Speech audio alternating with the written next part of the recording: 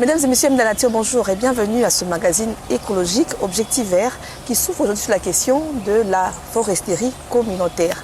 Alors la foresterie communautaire va permettre un bon nombre de choses, particulièrement la réduction de la pauvreté pour les communautés locales, mais également la sécurisation des espaces, on va dire, communautaires. Pour en parler, je ne serai pas seule, je vais en parler avec Monsieur Blaise Dodossi, il est coordonnateur de l'ONG Action pour la promotion et la protection des peuples et des espèces menacées. Monsieur Blaise, bonjour. Bonjour madame. Merci d'accepter notre invitation. Merci. Avec M. Blaise, nous allons parler d'autant de sujets qui ont marqué l'actualité environnementale cette semaine. Il y a par exemple cet arrêté qui continue à faire parler d'elle, l'arrêté portant fixation des taux des droits, des taxes et redevances à percevoir à l'initiative du ministère de l'Environnement et du Développement durable en matière de faune et de flore. Il y a également la remise et reprise à l'Institut congolais pour la conservation de la nature qui a intervenu le jeudi 12 août, mais également la pollution de la rivière Kassai. Alors, on va revenir sur toutes ces questions juste après ce document qui va vous permettre de comprendre en termes plus clairs et plus simples ce que c'est que la foresterie communautaire, et on se retrouve tout juste après.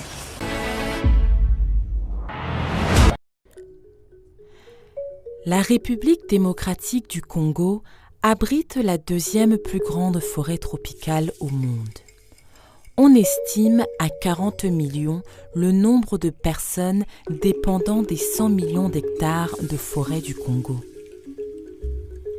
Les communautés locales utilisent la forêt depuis plusieurs générations pour subvenir aux besoins de leur famille. Et, au fil des années, leurs pratiques traditionnelles ont façonné le territoire forestier qui les entoure. La foresterie communautaire représente une opportunité pour les communautés d'être officiellement reconnues comme utilisateurs et bénéficiaires de leurs forêts et de leurs ressources. Il s'agit d'un processus officiel reconnu par la législation nationale et qui autorise les communautés de demander, d'obtenir et de gérer une concession forestière de communautés locales, CFCL, pour leur développement. En RDC, les CFCL présentent plusieurs caractéristiques. Tout d'abord, la taille. La taille dépend de la communauté qui dépose une demande, mais la taille maximum est de 50 000 hectares. Ensuite, l'emplacement. La zone doit être quitte de tout droit. Il ne doit y avoir aucun conflit territorial avec les communautés voisines. Troisièmement, la propriété. Une CFCL constitue un bien collectif indivisible. Elle appartient à la communauté tout entière à perpétuité. Quatrièmement, l'utilisation qui en est faite. Une CFCL peut être utilisée à des fins multiples afin de répondre aux différents besoins de chaque communauté. De nombreuses activités sont autorisées.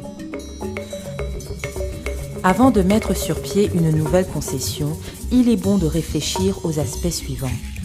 1. La communauté entière est partie prenante au processus et doit décider si elle veut ou non déposer une demande de CFCL. Et si oui, pourquoi ? Quels problèmes une CFCL peut-elle résoudre ? Quels seront les avantages d'une CFCL ? Qui va en bénéficier ? Qui en sera responsable pour sa gestion ? C'est important que cette discussion inclue tous les membres de la communauté. 2. Elle peut être accompagnée par une personne ou organisation extérieure, comme une ONG, l'administration forestière, etc. Mais cette aide n'est pas obligatoire. 3. Les chefs traditionnels, les représentants coutumièrement attitrés, doivent valider la création de la CFCL. Comment une communauté peut-elle obtenir officiellement sa propre concession ? L'ensemble du processus peut prendre plusieurs mois. En voici les 6 étapes essentielles. Première étape, la demande. La communauté doit déposer le dossier de demande de CFCL en 2 exemplaires auprès du gouverneur de province via le secteur, chefferie ou commune urbano-rurale. Deuxième étape, l'identification. La communauté doit aussi déposer une lettre de demande d'identification au niveau du secteur, chefferie ou commune urbano-rurale. Le chef de secteur dispose ensuite de 7 jours pour identifier la communauté et vérifier que toutes les informations données dans la lettre sont correctes. Il inscrit dans un registre les communautés demanderesses. Il fait ensuite un procès-verbal d'identification qui sera signé par ce dernier ainsi que par les représentants coutumièrement attitrés et le chef de l'environnement au niveau local à titre de témoin. Troisième étape, l'enquête publique. Le chef de secteur dispose de 15 jours pour démarrer une enquête publique qui sera menée par l'administration forestière locale. Cette étape permet à l'administration forestière locale de vérifier les droits de la communauté sur la forêt demandée, de s'assurer que les communautés locales voisines ont été consultées et qu'il n'y a pas de conflit frontalier. L'enquête dure normalement 30 jours, mais peut être prolongée de 15 jours si nécessaire. Le procès verbal d'enquête est contresigné par les représentants de la communauté. Quatrième étape, la transmission.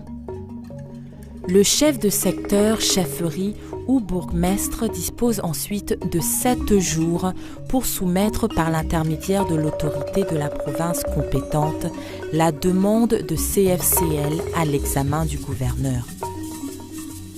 Cinquième étape, l'affichage. L'autorité de la province compétente dispose de 30 jours pour enregistrer toute plainte ou contestation en vue de préparer le projet de décision sous la direction du gouverneur de province.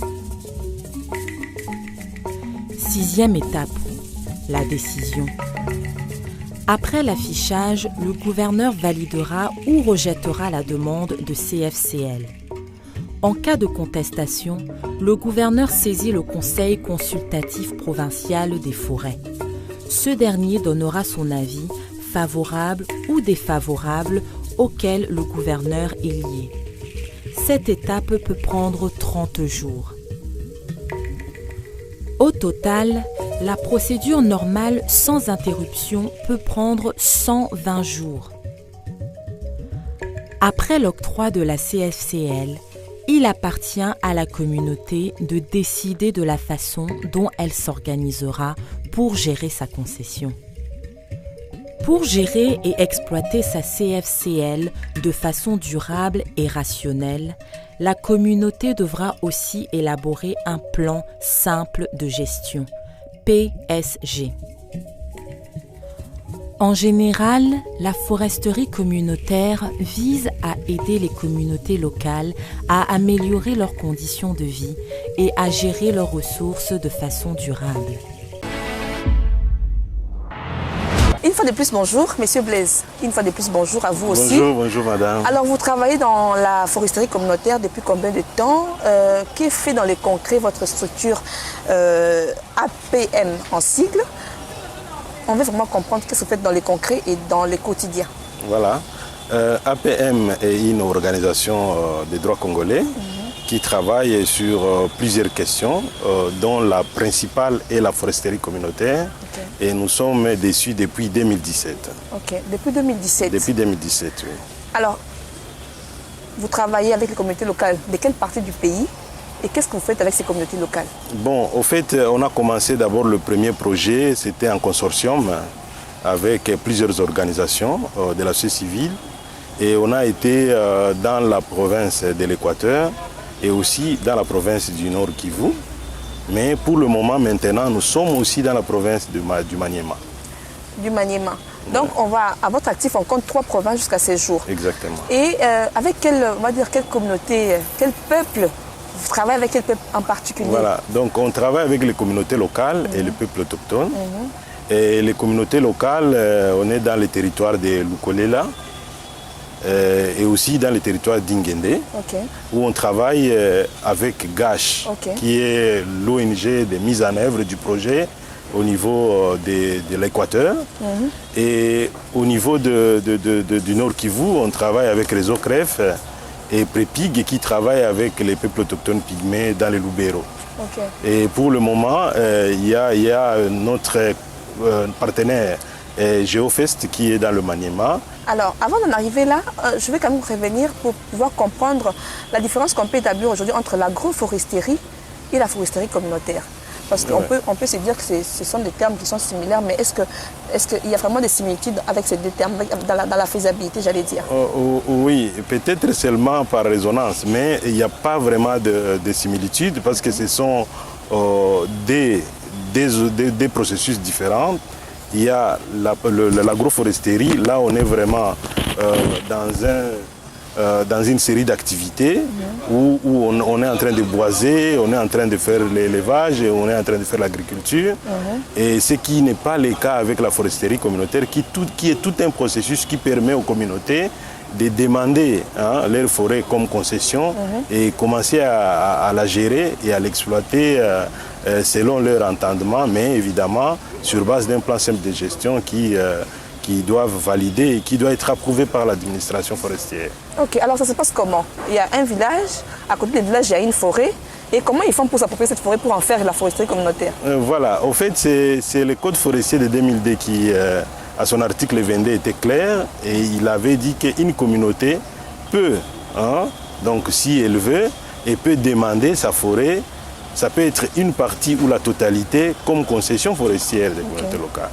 Et cette demande-là, elle est adressée au niveau du village, on l'adresse au gouverneur, mais il va passer par plusieurs voies pour y arriver, donc le secteur et puis la coordination provinciale de l'environnement jusqu'à la province où la décision d'octroi est prise. Alors, il sera considéré comme forêt comment?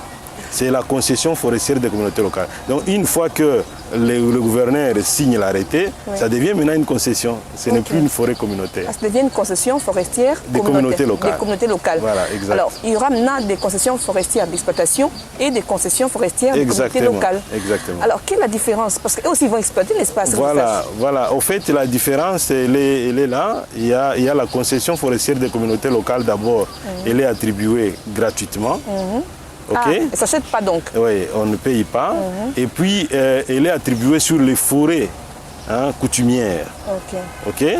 Or, la concession ordinaire ou la concession d'exploitation du bois, elle est, c'est même quelqu'un d'autre, une société extérieure, et une personne physique ou morale des droits congolais ou étrangers peut solliciter et obtenir une concession. Et là, c'est une concession qui est limitée dans le temps. Et c'est limité dans le temps. Mais pour les communautés, c'est une concession perpétuelle. Tout simplement parce que c'est au fait les droits coutumiers qu'ils ont sur leur forêt qui n'est pas limité dans le temps, qui est consacré à travers ce processus de la foresterie communautaire. De manière indéfiniment, j'allais dire. Oui, exactement. Alors, qu'est-ce qui va arriver si, par exemple, une concession qui appartient à une communauté est convoitée par quelqu'un de l'extérieur, par une société qui voudrait l'acquérir? Ça va se passer comment? Voilà, au fait, dans la concession forestière des communautés locales, il est prévu des exploitations qui peuvent se faire. Mais l'État congolais a voulu assez que ce n'est pas toutes les exploitations qui entrent, pour éviter évidemment aussi la concurrence avec l'exploitation industrielle du bois. Et donc il a été dit tout simplement que ce sont les exploitants artisanaux qui peuvent opérer dans les concessions forestières des communautés locales. Et donc de ce côté-là, il y a une limite. Et même dans cette exploitation artisanale, on a même fixé le matériel qui peut être utilisé. Donc, c'est prévu par la loi. C'est prévu par les décrets et par l'arrêté 025. Et on est encore dans la phase expérimentale. Aujourd'hui, on est arrivé à une centaine, ça doit être 106 ou 107 concessions forestières qui existent dans le pays. Et souvent, ce sont des petites forêts. C'est pas, quand on parle de 100, ne pensez pas à des milliers d'hectares.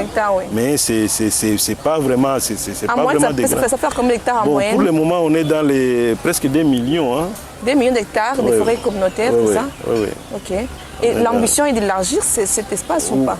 Oui, l'ambition c'est d'aller au-delà parce que la question, pour nous les forêts elles appartiennent aux communautés. Ce sont les communautés qui sont les gardiens des forêts. Et donc ce qui peut être fait si on veut vraiment une bonne gestion des forêts, c'est de les impliquer davantage. Et comme le processus ici les amène dans une situation où la gestion ne sera pas comme avant, hein, ok, la gestion sera réglementée. Je crois que c'est une bonne chose d'aller au-delà de la superficie qui est déjà attribuée. Alors votre structure qui se nomme Action pour la promotion et la protection justement des peuples et des espèces menacées a suivi comme tout le monde l'actualité, on va en parler quand même, a suivi l'actualité. On va commencer en tout cas avec l'actualité la plus récente. On va commencer avec cette actualité qui a eu lieu jeudi. Donc il y a eu un nouveau DG à la tête de l'Institut congolais pour la conservation de la nature, ICCN. Alors le nouveau DG a dans son message d'entrée des jeux parlé sur la possibilité aujourd'hui d'avoir dans les zones tampons des aires protégées de projets d'agroforesterie. Vous êtes dans le domaine des aires protégées depuis, on va dire, un peu plus longtemps que ça. Quel est votre regard sur ces messages-là? Mais avant de vous permettre de pouvoir commenter, je vais qu'on suive d'abord Olivier Mouchete, qui est le DG intérimaire de l'ICCN, et puis on va se retrouver après pour commenter le message. Le cœur de travail de l'Institut congolais pour la conservation de la nature, c'est justement la protection des aires protégées. Or, les agents qui sont impliqués tous les jours au quotidien dans ce difficile travail, ce sont nos éco-gardes qui appartiennent évidemment au corps PPN, dont j'ai le plaisir d'avoir avec moi les deux principaux dirigeants, ici le général Massi et le général Kitenge. Donc nous allons travailler étroitement avec eux. Et sans dévoiler des secrets d'État, je peux déjà vous dire que nous avons dans nos dossiers d'importants projets de renforcement de capacités. Nous devrons aussi travailler sur le renforcement des équipements de ces jeunes gens qui travaillent sur le terrain au jour le jour. Nous allons devoir faire aussi un difficile travail de rajeunissement des cadres parce qu'ils sont très anciens. Donc ça, c'est un des gros chantiers sur lesquels nous allons nous atteler immédiatement. Et au-delà de ça, même si aujourd'hui on a 4000 agents, pour assurer la bonne sécurité de nos parcs, nous serons sans doute amenés à augmenter l'effectif parce que pour l'instant, nous n'avons pas suffisamment de monde. Mais je vais ajouter à cela qu'une des bonnes manières d'assurer la protection de nos aires protégées, c'est justement aussi de travailler très fort sur la coopération avec les communautés locales. Et j'en profite pour dire un mot ici à propos de deux sujets qui me tiennent très à cœur. D'abord, c'est de mettre en place un dispositif de gestion participative. Alors, les textes pour ça existent, mais la réalisation sur le terrain est extrêmement faible. Et donc, nous devrons travailler dans ce sens-là, de manière à avoir une meilleure gestion participative de nos aires protégées pour mieux, justement, assurer leur sécurité. Et l'autre aspect des choses qui nous préoccupe beaucoup, c'est la question de la protection des droits de l'homme. Sans doute vous le savez, mais l'actualité récente a mis en exergue un certain nombre de problèmes que nous avons eus avec les situations des droits de l'homme, notamment sur nos parcs de l'Est de la République. Ces questions de violation des droits de l'homme sont liées à plusieurs facteurs sur lesquels nous allons travailler et ça nous ramène encore une fois à la question de la coopération avec les communautés locales.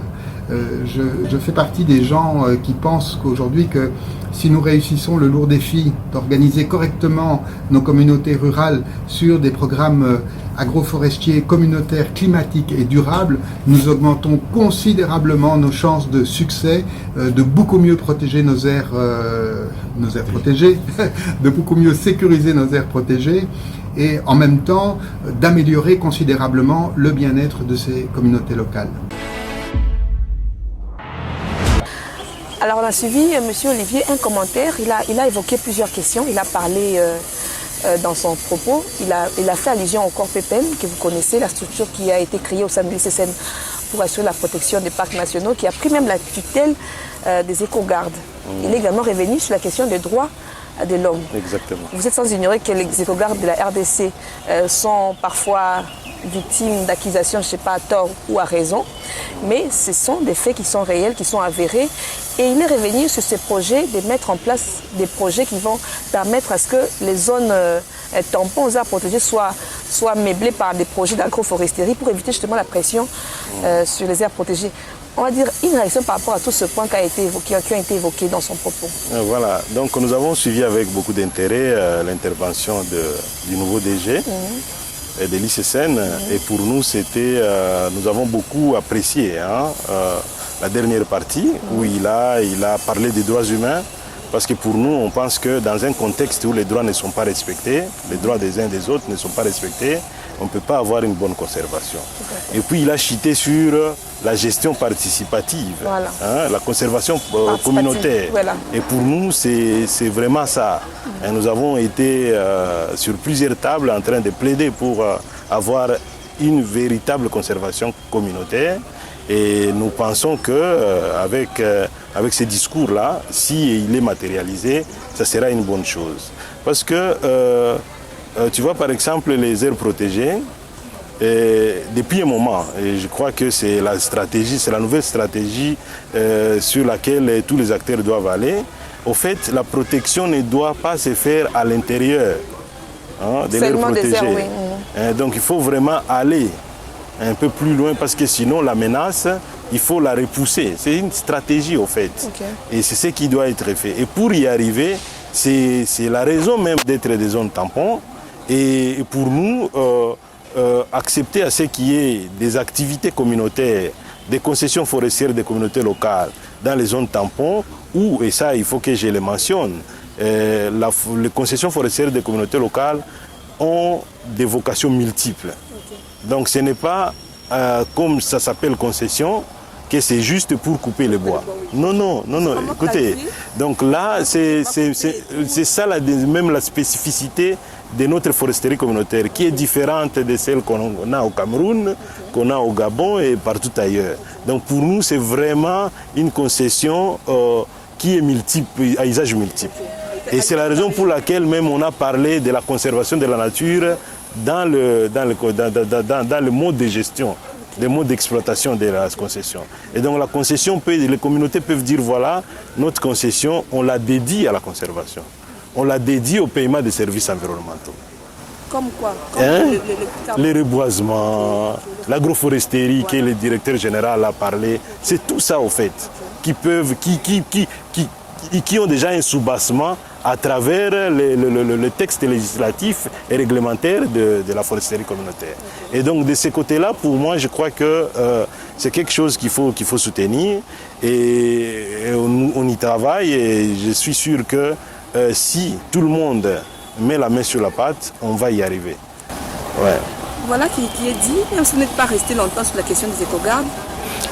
Oui, donc on avait suivi avec beaucoup d'intérêt le nouveau directeur de l'ICSN et qui, dans son propos, ce qui nous a beaucoup enchanté, c'est la question des droits humains où pour nous, par exemple, nous sommes sûrs et nous continuerons à mentionner sur ça que les droits humains, okay, et vont de pair, doivent aller de pair avec la conservation.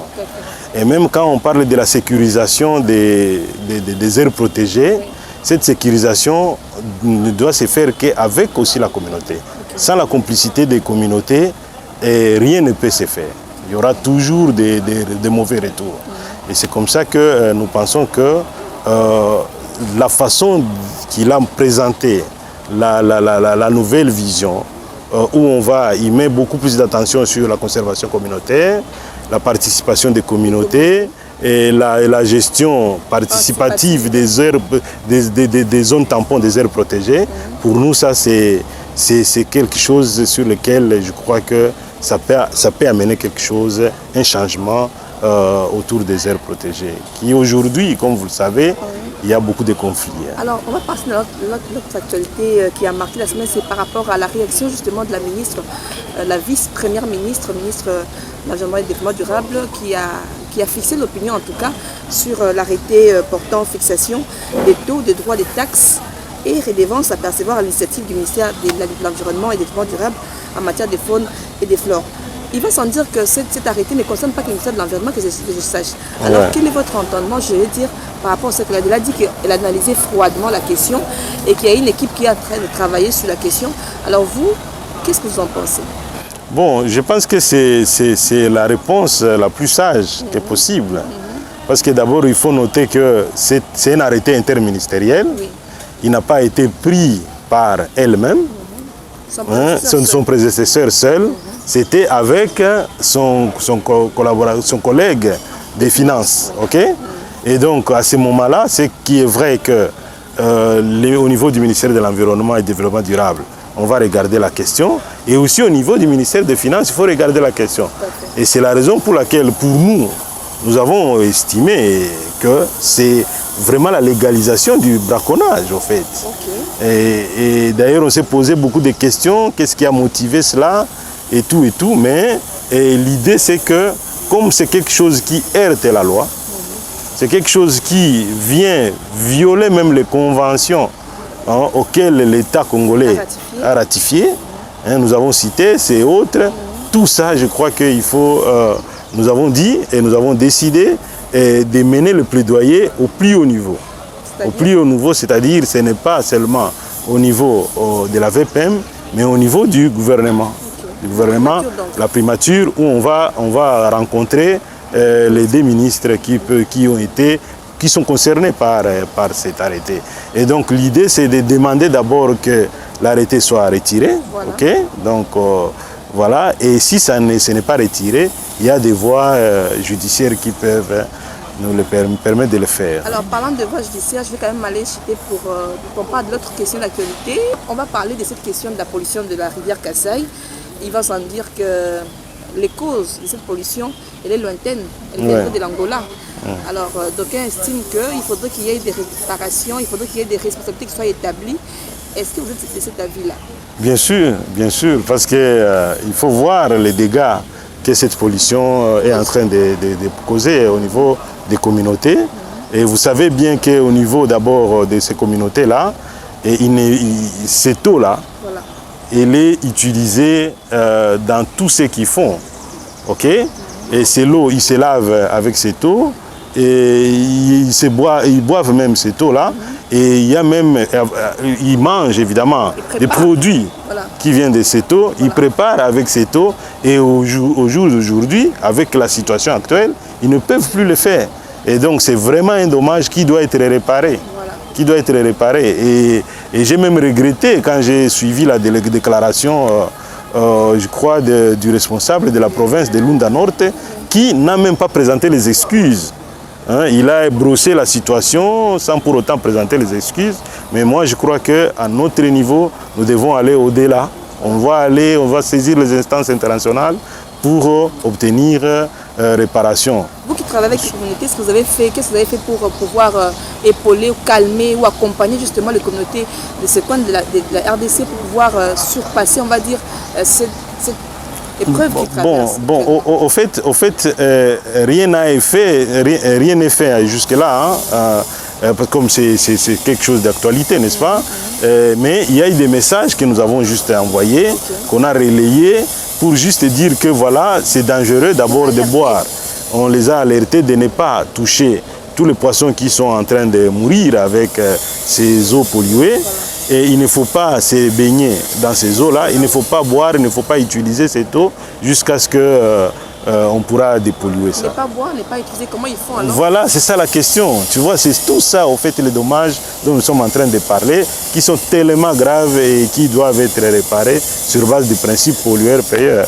Ah, mais justement, pollueur-payeur, mais est-ce que c'est encore, c'est déjà appliqué chez nous? On se pose la question, c'est déjà appliqué. Bon, ça sera un peu compliqué, mais d'ailleurs, le principe pollueur-payeur, là, c'est vraiment dans une autre matière, mais sur base seulement de la responsabilité civile. Voilà. Donc, ce dommage-là qui est causé doit être réparé. Alors, on est en train de chuter. Comment vous pouvez revenir sur l'action qui a été menée par votre structure dans les 3 provinces où vous avez été? Récemment, vous avez été dans quelle province tout récemment? Bon, tout récemment, on a été à l'Équateur pour lancer les nouveaux projets de la foresterie communautaire que nous réalisons avec un consortium, avec l'appui généré de USAID et NORAD. Et on a été aussi dans le Maniema, à Kindu, pour faire la même chose. C'était le lancement du projet et aussi la formation initiale des équipes qui aujourd'hui sont à l'œuvre dans l'accompagnement des communautés vers la foresterie communautaire. Alors, sur la question des droits humains autour des aires protégées, nous avons produit un document qui est une boîte à images qui sensibilise les communautés sur leurs droits et leurs obligations. Nous avons insisté aussi sur cet aspect-là parce qu'à un moment, il faut qu'ils sachent qu'ils ont aussi des obligations par rapport à l'aire protégée. Voilà. Et c'est un document, une boîte à images qui est déjà là et qui a été présenté aux communautés autour du parc national de la Lomami. Et nous pensons dans la province de la Chopo et dans la province du Maniema. Et nous pensons qu'on aura aussi l'occasion de présenter la boîte ici au niveau de Kinshasa parce que, au fait, ce n'est pas seulement un outil qui peut être utilisé dans ces terres protégées, dans toutes les aires protégées parce que ce sont des questions purement juridiques qui concernent les droits des communautés et leurs devoirs dans les aires protégées dans tous les pays. Ok, merci beaucoup. Monsieur Blaise Motodos, je rappelle que vous êtes coordonnateur de l'ONG Action pour la promotion et la protection des peuples, mais aussi des espèces menacées. Merci en tout cas d'avoir été notre invité. Chers téléspectateurs, voilà à la fin de ce magazine écologique Objectif Vert. Merci à vous en tout cas de votre attention soutenue. Avant de l'objectif, je vais juste vous rappeler notre phrase habituelle. Prenez soin de vous, mais surtout de votre environnement. Au revoir et à très bientôt.